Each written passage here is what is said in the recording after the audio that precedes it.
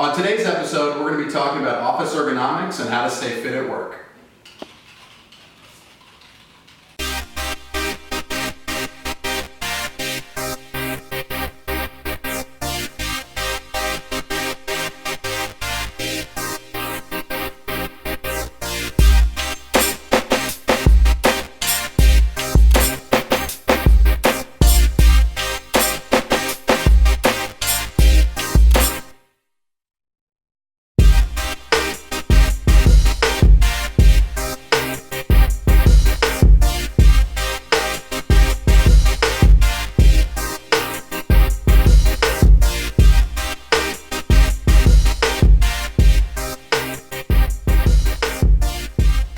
Welcome to episode 4 of the Wellness Lab. I'm Dr. Nick Silveri. I'm here with my lovely assistant Cassie today, and we're going to be talking about office ergonomics and how to stay fit at your desk. So in this first segment, we're going to be talking about the 12-step workstation ergonomics checklist. Now this was a checklist that was created out of Cornell University, and they went through and found every single thing that you need to be sure that you're doing at your desk to make sure that you're not putting any stress on your spine or any of your joints. So the first step is probably the most important thing, and we're going to be talking about your lumbar spine. So your lumbar spine is your low back. Now, what we want out of a chair is we want good lumbar support, which this chair has pretty good support. Other office chairs you'll see where they have a gap between the part that goes on your low back and the part that you sit on. So any chair like that, what we're going to do is we're going to be using lumbar supports. So these are pillows. You can get these at Walmart for $10, $15. And what we're going to do is we're going to just slide that right behind Cassie, and we're going to just center it in her low back. So how's that feel? Right there? Good. Okay. So this is an easy way to do a lot of, to get your support. A lot of them have these straps you can put over the back of the chairs. Let me pull this out. If you don't have that and your back's giving you trouble right now, or you want to start doing something tomorrow, you can just put a rolled up towel back there and it works the same way. Just anything that gives your low back some support to keep that curve in the spine. And especially since you're going to be sitting, most people are going to be sitting 7, 8, 9 hours a day, it's really important to make sure that your spine is supported as much as possible. So the other thing is, a lot of people think that sitting straight up and down is going to be the best way to sit. It's good to sit with good posture, but this is basically a 90-degree angle of sitting. When you're sitting all day, though, that's putting a lot of compression force on your spine and on your low back. What we'd like to see is about a 135-degree tilt back to take a little bit of pressure off of the spine and off the ligaments. So because we're leaning back a little bit, we'll just need to scoot a little bit closer to the desk, and we'll talk a little bit more about that later. So the second tip to be cognizant of is your monitor height. So what we want to make sure of is that your eye level is right in line with the top inch of the monitor. If the monitor is too low, it's going to cause you to bend your head forward. If it's too high, it's going to cause you to bend your head back. And whenever you take your head out of a neutral position like Cassie is here, what's going to happen is it's going to start to put strain on those muscles and on those joints. Now, what do you do if the screen is, when you look at it, is too low? These are actually just shelves that we put the monitor on, and you can just stack books, stack shelves, whatever you have to do to get it just right, because most monitors are usually built to be a little bit low if you just set them on your desk.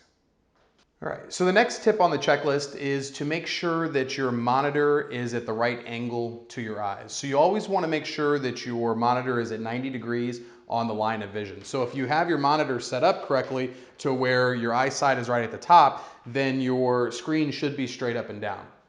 Now what you want to be careful of is if you have any windows behind you that are going to create some glare or some reflection onto the monitor. If that's happening, what will happen is you'll start to squint or maybe lean forward to see things, which can cause eye strain.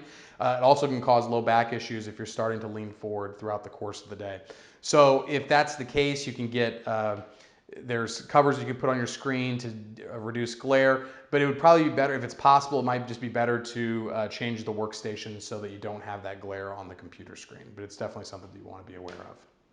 So the fourth tip in the checklist is again about eye strain or leaning forward. You want to make sure that you're able to see the monitor well. So what we need to make sure is that the distance of the monitor is about arm's length away from you. So Cassie's a little bit far away here, so we're just going to scoot her up a little bit, and we're going to get her right there. And then once you've gotten to that point, as long as you have pretty normal vision, you should be able to see everything clearly on the screen. If it's still a problem, maybe time to get your eyes checked. Next tip is really important, especially for your low back, because a lot of times people's chair height is not correct, and their feet end up kind of dangling, or just they're on their tippy toes. And what we need to make sure is that the bottom of your feet are flat on the ground. So with Cassie, her feet are doing really well here on this height. So this chair is set up pretty perfectly for her. If it was too high though, what she could do is use this little foot stand to bring some pressure up off of her low back and make sure that she has a good solid base when she's sitting all day. So the next tip is to be using a document holder instead of putting any documents that you're typing off of on the table. So you can see when Cassie is typing off of the document on the table, she's having to turn her head down and to the side, which again can put strain on the neck. If we can move it up here to the document holder, which is, I think we got this at Office Max for maybe $8.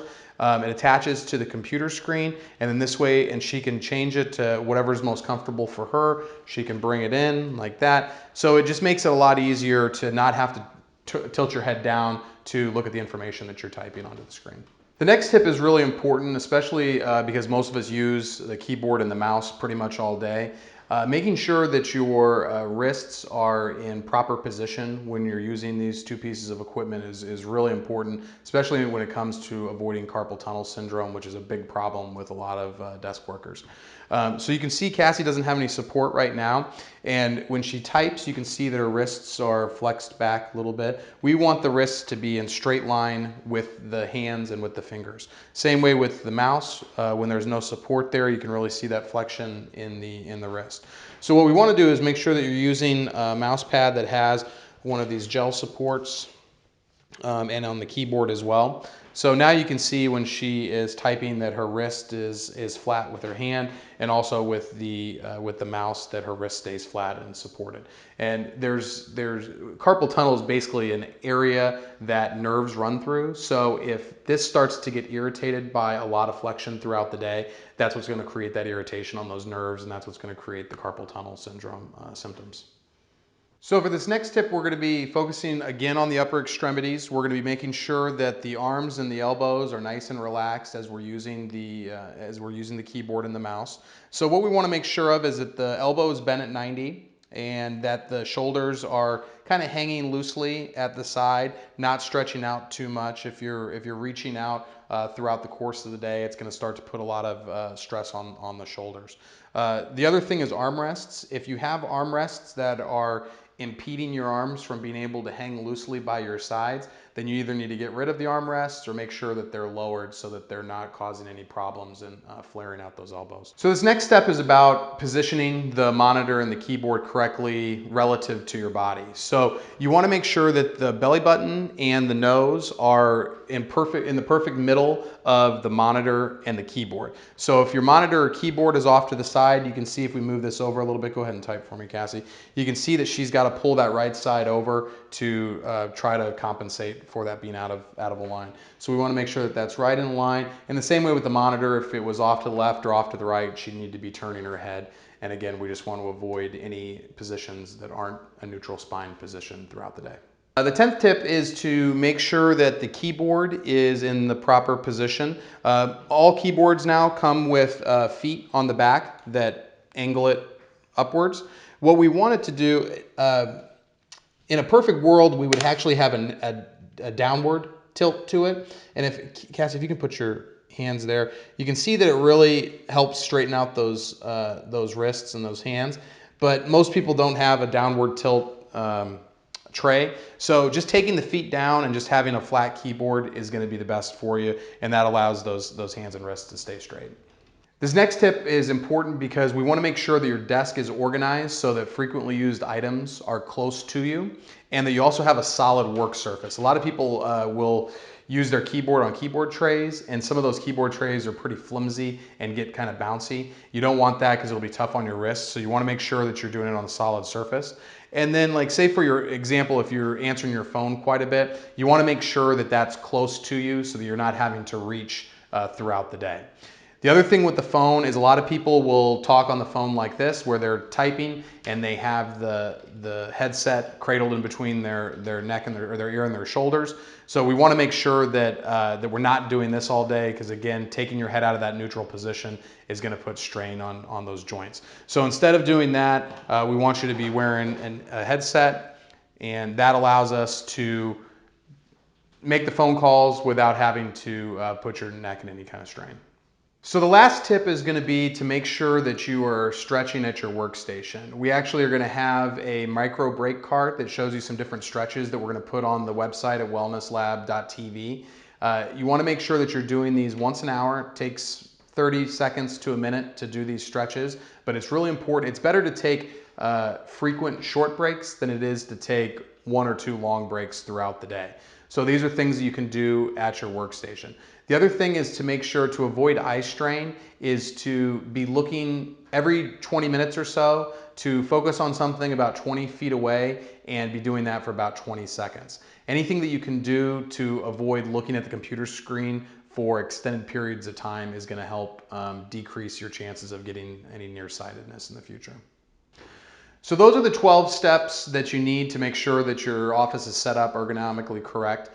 Go on our website, wellnesslab.tv. Like I said earlier, the micro break card will be on there, as well as the tips we just went over today. And also there'll be a setup checklist that you can actually use at your workstation to make sure that you're doing everything the right way. And we'll see you after the break.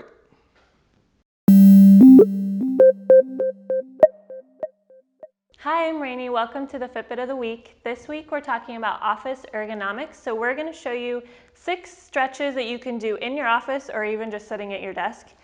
But first let's talk about why it's important to stretch at work. So you're sitting in at your desk, in your chair all day long, 8 hours, and our bodies aren't meant for that. So we got to take some time out of your day to kind of reactivate your muscles, get you moving again so that those muscles aren't getting too weak and causing you aches and pains. So I have Dr. Rob here with me today to help demonstrate these stretches. We're going to go from kind of like top to bottom. So we're going to start with the neck. So we're going to do this one 2 different ways. So first, we're going to go off to the side. So he's going to gently lean his head to one side, taking his ear towards his shoulder. He's going to feel it here on the opposite side. You're going to hold it there for about 10 seconds, then gently raise your head, and we're going to go to the other side. And again, he's going to feel it on the opposite side there, holding it there again. All right, so then the other way that we're going to do this is he's going to take his nose towards his armpit. So he's taking it kind of more at an angle on this one. This time he's going to feel it more back towards the back of the neck, and then down, and you can feel it down into your shoulder and into your back as well, if you want to turn a little bit so she can see. So we're going to go down into there. All right, so again, hold it for about 10 seconds. Gently lift your head, and then you'll go to the other side. Perfect.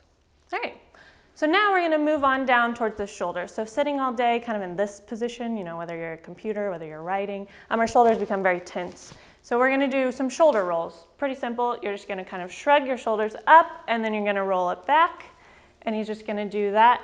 We're going to do about 10 of those, and now he's going to stop. And you're going to switch and go the opposite direction. You're going to go forward for about 10.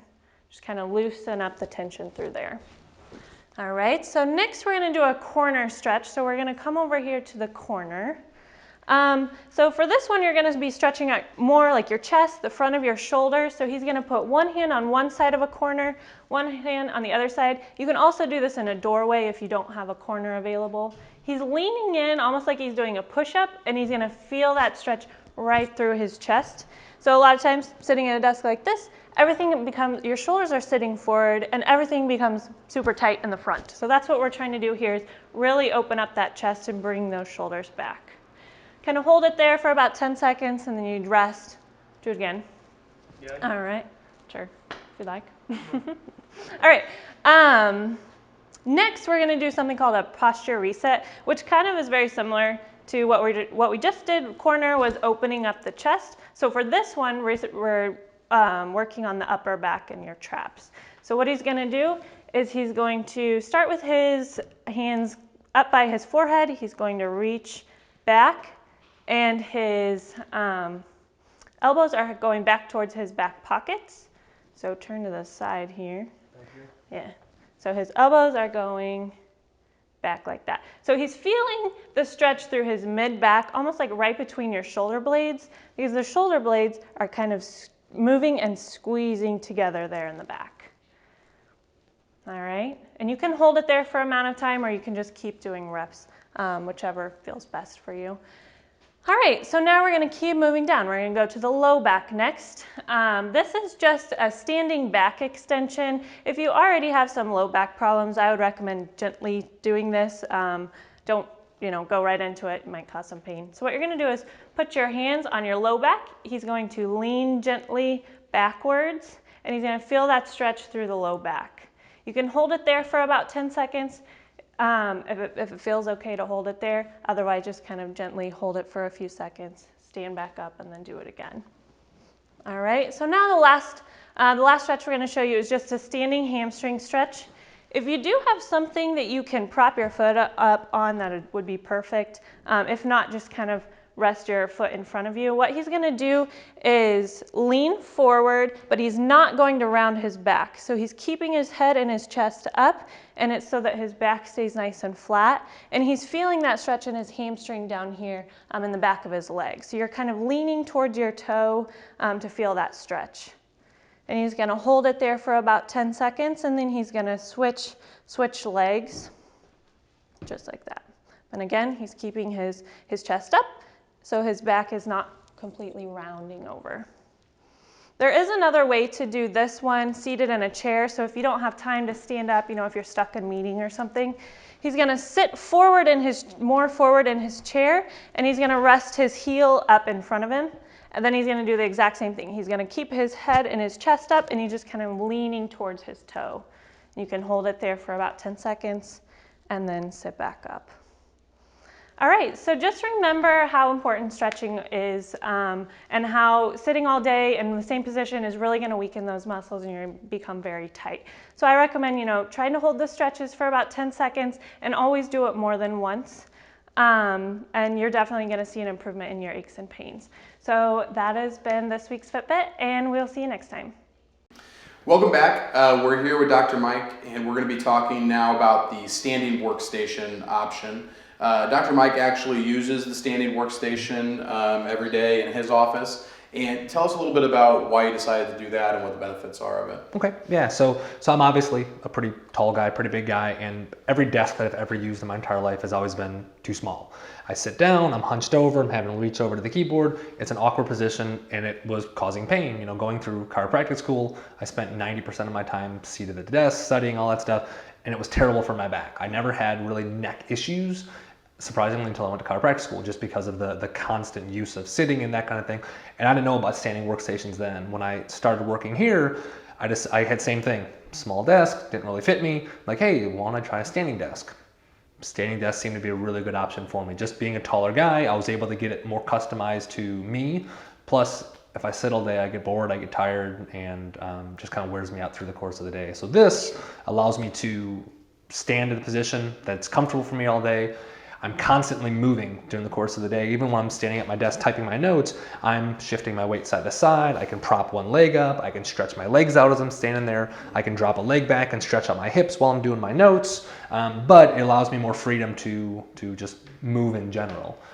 So there's been a lot of studies that have come out recently about how bad sitting all day is for you. Mm-hmm. Can you talk a little bit about those? Yeah, so when we sit in a chair, we basically become reliant upon that chair. So we're not using any of our musculature.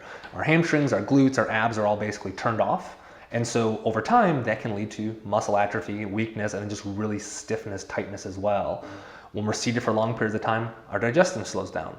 Our blood isn't flowing as much as it should be. Increased risk of mortality, I forget the number, threefold or something, based off of sitting for an extended period of time. Okay. If you think about the 8 hours you put in an office, and then you have an hour to and from work, you go home, sit down, eat dinner, sit down, watch TV, you're basically sitting 80% of your wake time during the day.